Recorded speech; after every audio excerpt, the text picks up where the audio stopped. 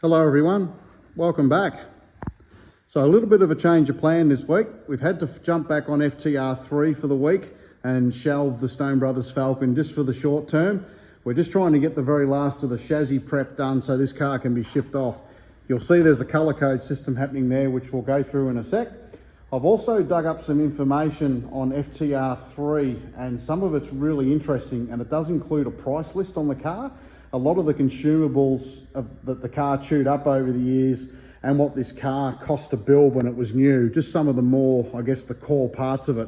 It's really interesting, and it is a little bit of an eye-opener just how much money was pumped into these cars when they were new. So I'll go through what's been happening over the last week or so with you now, which will bring you up to speed. While work's been ticking away on the Stone Brothers Falcon and the Super Cheap Auto Falcon, we've been compiling information on FTR3. Now we're at the point now where we need to go over every inch of the car from a chassis point of view and really make the final call before it effectively starts to get cut up for conversion back to how it used to be in the 2000s. Now to show you what we've been able to get our hands on, obviously we've got the original cams documents. We've got original bolt list and bolt size for all the pickup points and chassis componentry, and I've also got a price list from the early 2000s from what this V8 Supercar teams ran, which is really interesting. So we'll go through it all, but you can see here this has been critical with what we're checking. So this is a bolt list of the more common parts. It's a few pages long, but this is just one of them. And this gives us an idea what each pickup point, what size it should be, and how long the bolts need to be, and effectively give us an idea of what's changed. Now, the radius arms and bits and pieces on the cross member, they look like they've been changed at some point. It may have been an update that was done by FTR during its racing life. As an example here, you can see if we go down the front there's pickup points at the bottom of the chassis, which in some earlier photos look like they did link into the base of the cross member. The cross member that's in the car now doesn't utilise those pickup points. So there's provisions for something to be there some time ago, but it's no longer there now. So it's bits of information like this that help us pick up these differences as we go. So that's been really helpful, and it's really interesting. A lot of the car is actually Imperial, and you look at the bolt lengths, they've got the supply size, what you cut them down to, because you don't want any unnecessary weight, so you only want a thread or two hanging out the other side of the lock nut. And it also gives you, the reasons why you want it at that length to accommodate for washers, potentiometers, all sorts of things. So that's been really cool to have a look at, and a bit of an eye-opener to the level of detail the teams go to.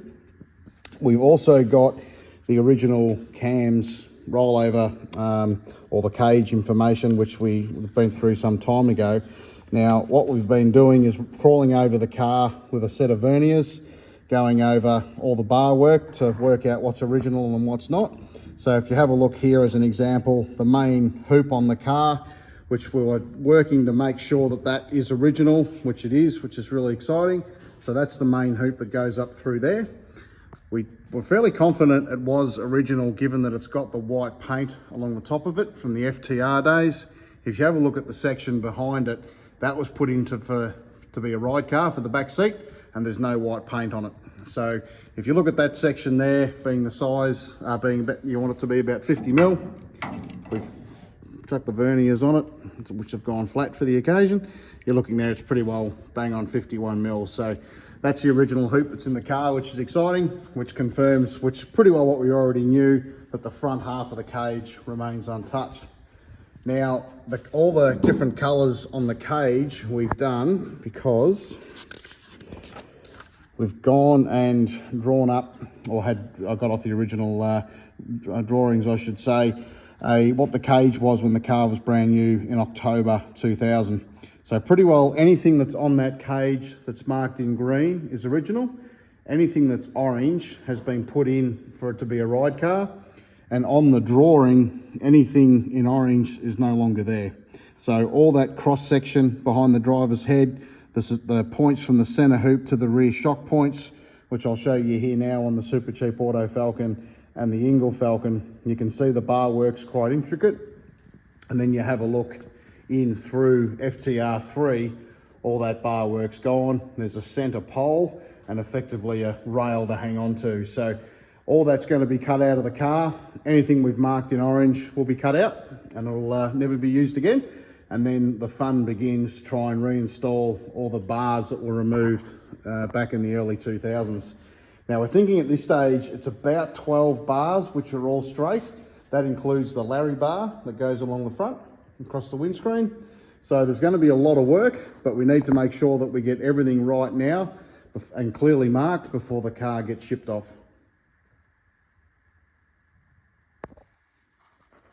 I touched on last week's video about some components in the car that are dated or they have a certain lifespan, and I've had a few questions in regard to that.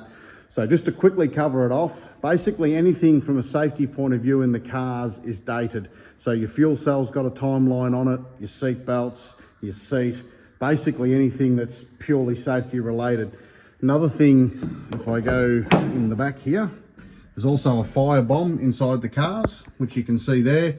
And it's an onboard fire suppression system. So if you get yourself into trouble and you want to try and save the car, you can push a button inside the car or externally, and it fills the car up effectively. It sets the fire extinguisher off and covers the car in foam. So you can see there, that's one of the jets there. So it just sprays it all throughout the car should there be an onboard fire that's starting to get a little bit out of control.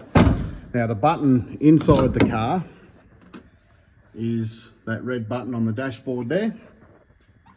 And from an official's point of view, if somebody needs to get to it externally, there's also a button on the firewall as well.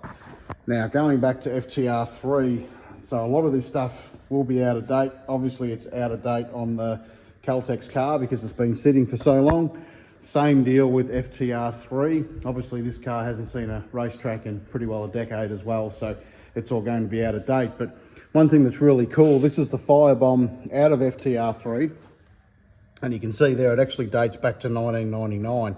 So it's the original firebomb that was in the car when it was built, and it stayed with it its whole life. So it's pretty cool to know that this little bit of kit's done some serious kilometres with FTR3 throughout its racing life, and it's still with it today.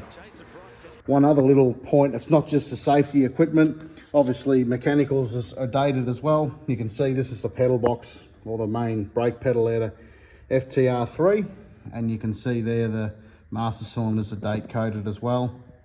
It's I think it's the 8th of the 2nd 2003 on the master cylinders, so it gives us an idea of how old they are obviously, but again over 20 years old. They're going to need a good looking at and a good working over before they go back in the car.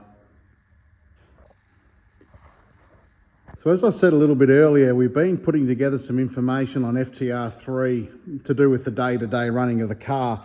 Now, some of it's really interesting, like you've got your pre-race and post-race checklists, everything from draining the fuel out of the car, wheel nut tensions, and all the adjustments on the car, you know, camber adjustments and bits and pieces, starting tyre pressures. It's all really cool history to have back with the car.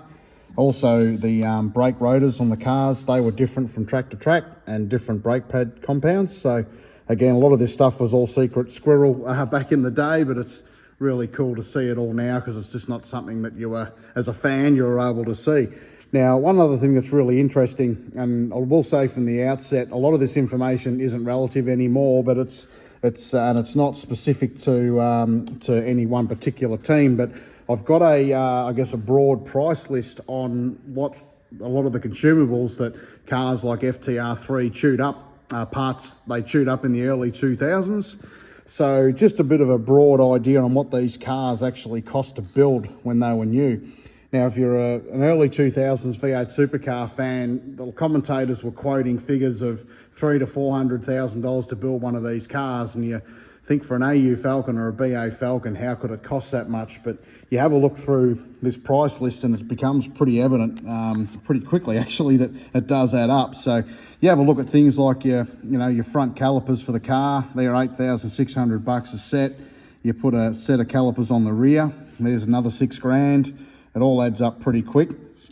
You have a look at the clutch for the car, keeping in mind this is the early 2000s, $6,600. So that all these pricing won't be relative anymore, given the way things have changed over the years, but it all adds up really quick. And you have a look at, you know, even just piecing together the drive line for the car. I mean, a gearbox is 20,000 bucks. A bell housing's 1,500. So just there, you've got well north of $20,000 just in those two. You put a clutch, an input shaft, all of a sudden you've effectively got 30 grand looking at you just in that area there.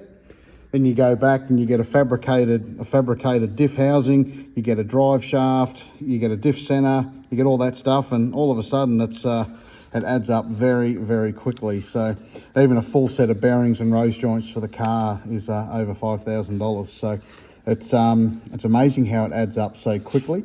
And one thing that's really interesting too, if I can find it, the rear hubs on the cars. Now, obviously with these cars, you want on the rear end, you want to have a little bit of camber on the rear, and that's done through the rear hubs.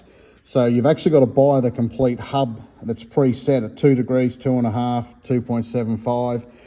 The hubs that are on FTR3 now are actually 3 degrees, and they are marked with a FTR marking and part number, which is pretty cool. So they are still original to the car despite being 25 years ago. But you have a look at $4,185 a set in the early 2000s. You know, you have a set in the car and then a few other options in the truck. It doesn't take long to chew up more tens of thousands of dollars, and that's before you do any fabrication work, before you have rims, tires, engine components, all your safety kit. It's amazing how quickly it adds up. Diff center, $1,250, and then you've got your diff ratios and everything, and that somewhere in here are the Oz racing wheels as well, which were $1,250 a wheel. Sitting here in 2025, it's almost heartbreaking to look back on this era. You have a look at the componentry that went into these cars, and it's not just the cost of it, but it was the best money could buy. I mean, you had your Hollinger gearbox, which was, you know, the best you can get, and still a very, very good product. And you look at a lot of the stuff that went into the cars, it was all made here.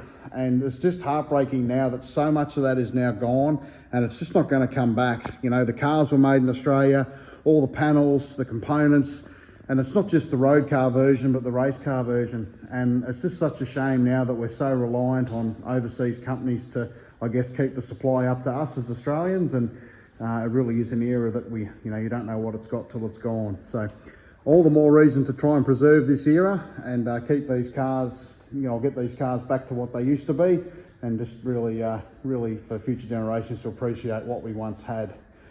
I guess by showing you some of those details, it does also show why we go to the lengths we do to try and go and get old second-hand spare parts and period correct parts and restore them, as opposed to replace them.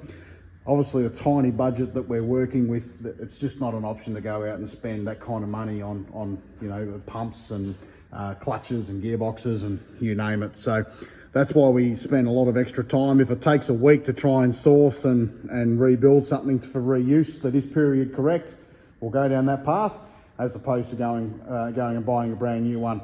A, we can't afford it, and B, it's also better for a period correct and date correct part to be reused whenever possible. So that's about it for this week's update. As I said, not a lot of hands-on work, but a lot of it's been revolving around chasing up paperwork and getting this car ready to be effectively taken to with an angle grinder and revert it back to how it was in the early 2000s. If you've got any questions, please let us know. I hope that answered a lot of your questions that we've been getting also over the last couple of weeks. And we'll keep you updated as we progress on FTR3, the Stone Brothers Falcon, and the Allery Super Cheap Auto AU. So, thanks again for your support. We'll speak with you soon.